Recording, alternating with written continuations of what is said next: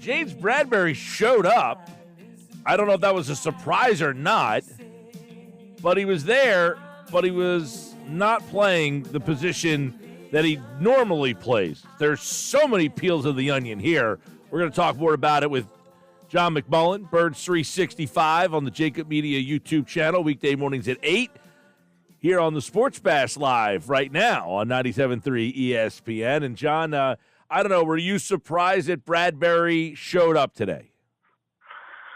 No, not surprised. I mean, as long as he wasn't released or traded, he was going to show up because, you get fined nowadays if you don't show up. And unlike the old days, you can't waive those fines. You can't sort of say, don't worry about it, don't show up. So under the new CBA, you pretty much have to show up. And he's a member of the team, and he's a professional, and he's always been a professional. So I assumed he would show up for mandatory minicamp if the Eagles still had him on the roster. Now, the surprise was the curveball of Nick Sirianni just kind of threw it out there.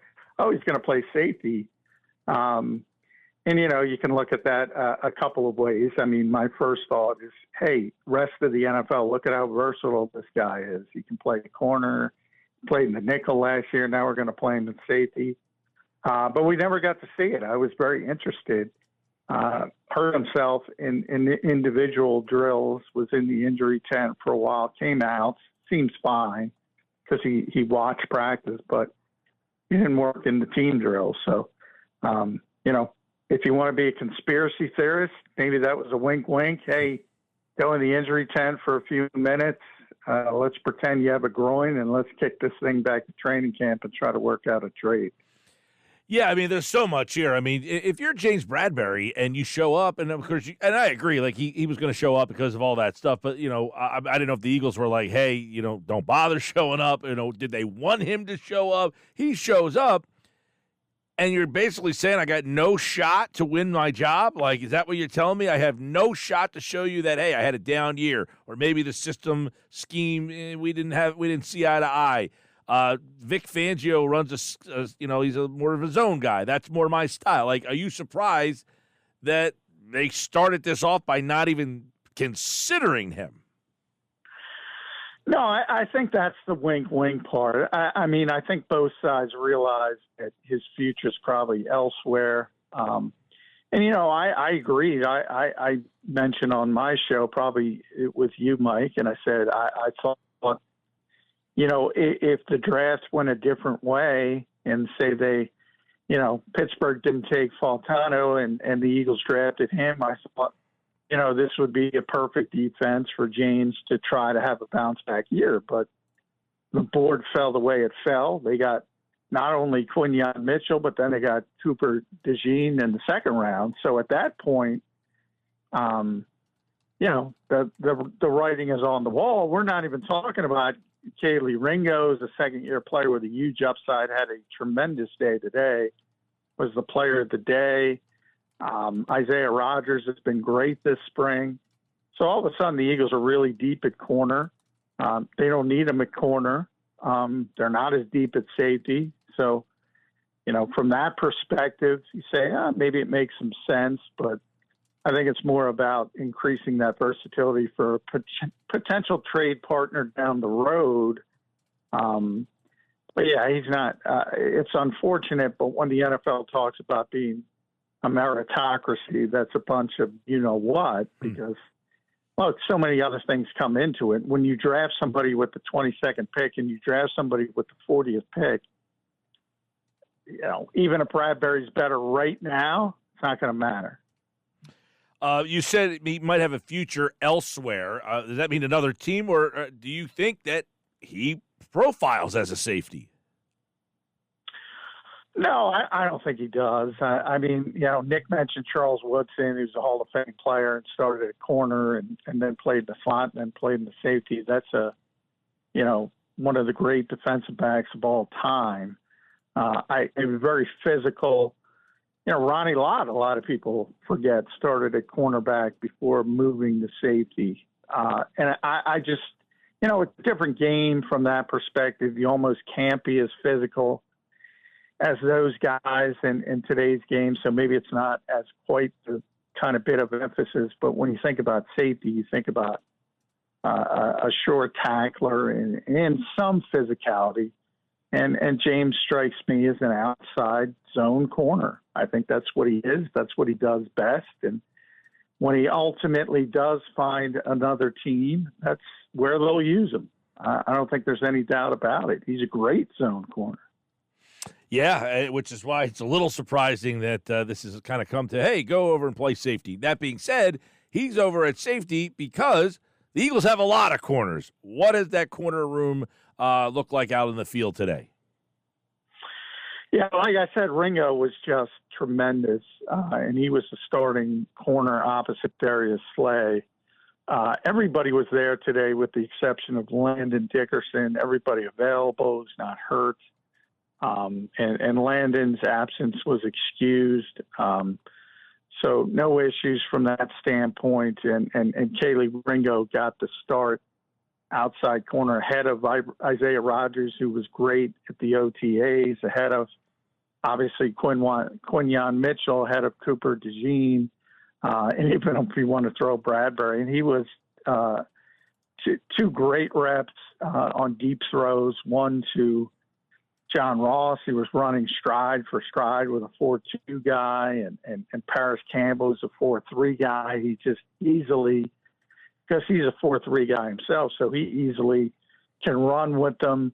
He's got everything you want with an outside corner, 6'2", very long, can play the ball, had a couple PBUs, and even A.J. Brown. And this is when I really started to perk up because I'm a big Kaylee Ringo fan. And the truth, to tell you the truth, the reason why is because A.J. Brown told me he was going to be really good. And that means something to me. And even A.J. got him once on a comeback route, but he was right there. He was right in A.J.'s hip, and you can see the talent, and he's very young. He's younger than Quinyon Mitchell because he was so young when he came in.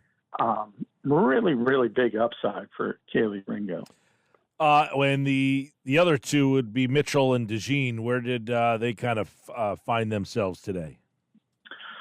Well, outside, Quinyon started with the second team. He was on the second team with Isaiah Rogers. Cooper was on the third team. They both, though, got Vic Fangio unveiled sort of his big nickel look. And typically we think of that as three safeties. Well, it was an extra corner with Quinyon Mitchell and Cooper DeJean. Although you could argue with Cooper, the versatility could be safety, could be corner, could be slot corner. But, to see Quinyon Mitchell in that role was a bit of a surprise and an interesting twist. So, it's June. He's throwing stuff against the wall. But if you need coverage, the four corners on the field at one time were Slay, Ringo, Maddox, and Quinyon Mitchell, which was a unique look, along with two safeties as well. John McMullen from Burst 365, weekday mornings at 8 a.m. on the Jacob Media YouTube channel. And, of course, the Eagles OTA started today. A little news and notes, starting with James Bradbury at safety. He was there. He will play safety. By the way, did anybody see or talk? Is he excited about this? Like, is he all board? No, he did not. This time of year, we don't get to go in the locker room, so we're at the mercy of the Eagles, who bring some players out to us, and obviously they didn't bring James out to us. I think he'd like to talk to us, to be honest, but this is a situation where, they probably want to keep things under wraps as much as possible until they both sides figure out what's going to happen. But I would say it's very, very unlikely that if you think about September 6th in Brazil, I don't think it's likely at all that James Bradbury's on this team by that point. All right, let's the linebacker position. Devin White obviously got Nakobe Dean in there, but the one guy was Zach Bond. Everybody was talking about him. Was he a factor at all today, or did you get any read at the linebacker spot? Yeah, he and Devin continued to get most of the first team reps at linebacker, but Nakobe this is only the second practice has been back, so they're sort of letting him dip his toes into the pool. He got some first-team reps, mainly working on the second team. I think the goal is to get Kobe Dean as the starting middle linebacker, Devin White as the off-ball linebacker, the weak side linebacker, and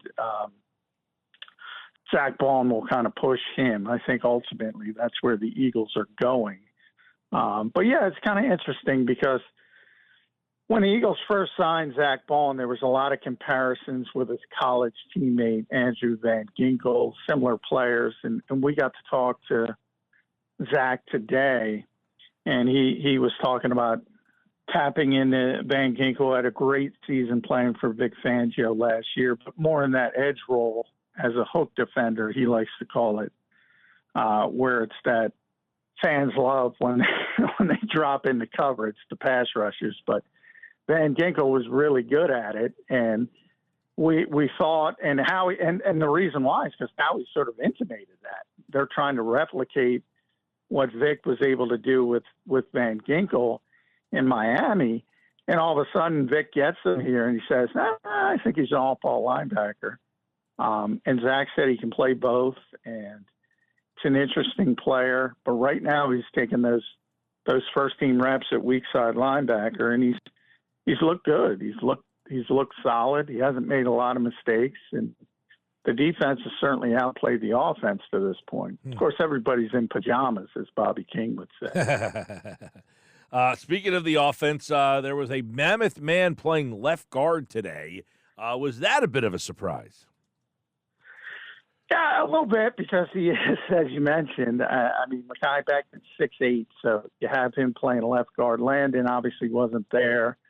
And Landon's 6'6", and Tyler's 6'5", 6'6", Tyler Steen.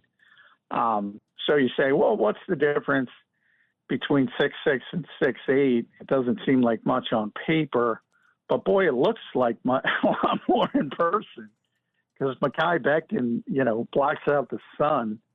And have him playing inside is interesting. But, Lane Johnson mentioned today, we got to get this guy on the field. And, a lot of people are speculating how concrete is Tyler Steen's hold on that right guard position. Well, the fact that they gave Mekhi Becton reps at left guard indicates they'll give him reps at right guard. Mm-hmm. And they might want to get him on the field because he's got tremendous talent. But long way to go before that sort of unfolds over the summer. Yeah, that was a little surprising, and for two reasons. One, Dickerson wasn't there, so somebody had to go to that spot. But if you're going to pop him in at left guard, does that mean then he has a shot to be, as you kind of hinted at, in that right guard competition?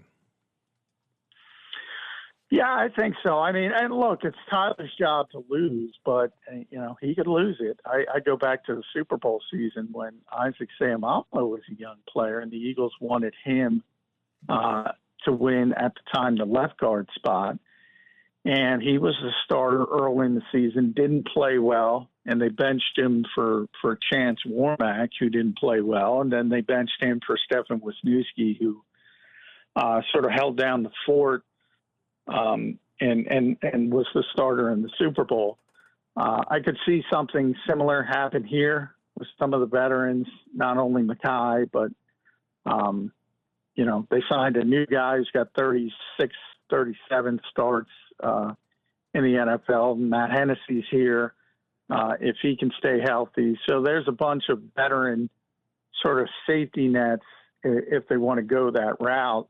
And certainly the most talented is Mekhi Becton. This guy was a top-level draft pick, a lot of injury problems. But, at some point, if you're the quarterback, you need a throwing lane. And Jalen Hurts isn't Justin Herbert. He's not 6'6", or Josh Allen or somebody with that tremendous height. So you could see that becoming a problem at some point. Maybe not today, but does Max Sharping fit into this guard spot at all? Yeah, well, he's 38 starts. He had 33 in the regular season plus 5 more in the playoffs. So, he's got extensive starting experience in the NFL. And if, Tyler Steen falters and Mekhi Becton isn't a guard and is more of a tackle, which he certainly is more of a tackle, but, doesn't feel comfortable at guard. You could see him sort of being that Stefan Wisniewski of a guy. He's not going to wow you, but he understands how to play the position, and he's probably not going to hurt you either. Yeah, so it looks like they have beefed up the guard competition there with Becton now, which there was some, questions about, some speculation that could happen, obviously. And then, of course, they brought in Sharping this weekend. I guess that was Monday, right, that they signed him, Max?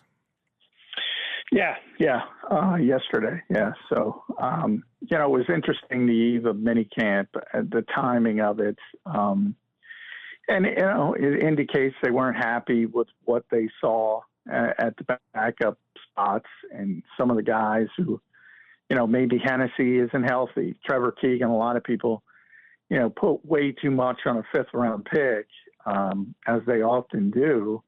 And he's probably not ready. And Darian Kennard, some of the guys, the futures guys, they're probably not ready. So you go out and sign a veteran who, again, is not going to wow you. Down the forward if need.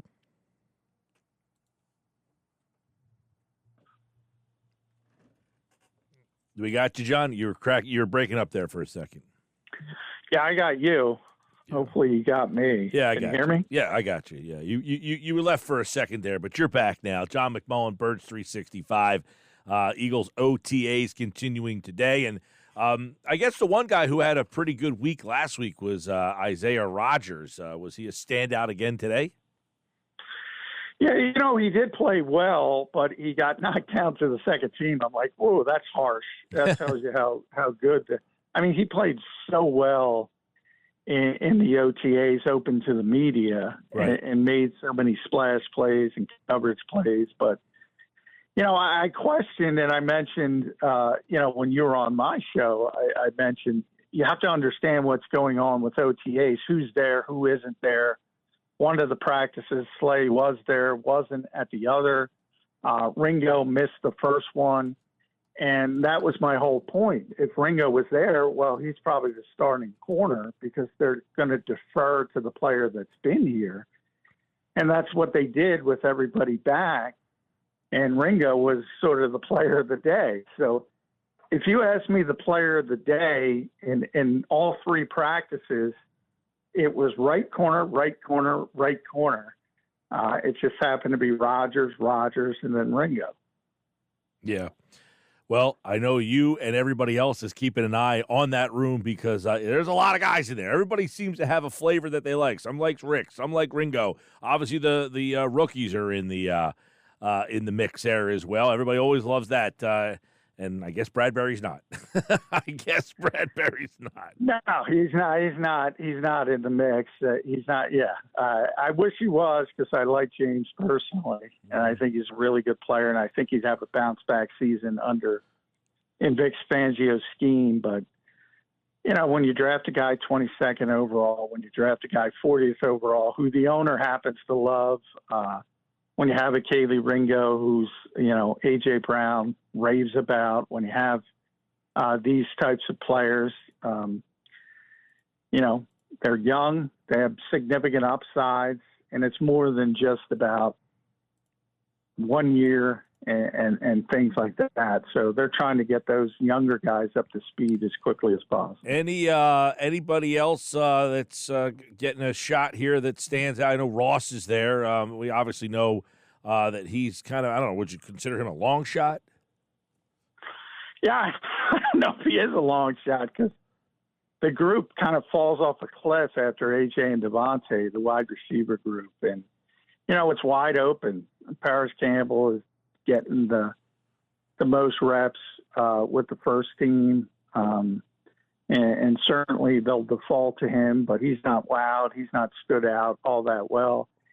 Jacob Harris was probably the best of the whatever you want to call it, the lower tier grouping of receivers, but he got hurt, and he's missed the last 2 practices. So, Joseph Nada continues to have trouble getting separation. Anaya Smith has been hurt, and he finally came back, and he dropped his first 2 punts. He dropped his first pass attempt today. So he's, going through those rookie troubles.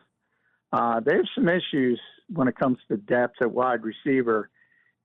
And the guy who looks most like a professional receiver is John Ross. So I don't know how, he's got his own significant injury history that he's dealt with that turned him from a top 10 pick into a guy who had to retire way too early. But he's looked okay.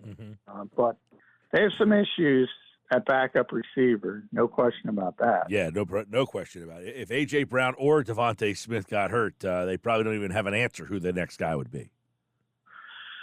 No, and it wouldn't be good. But you can't replace players like that. So it's not like you can get another Pro Bowl guy as the third receiver, but you should be able to have something a little bit better than what they have right now. Gotcha.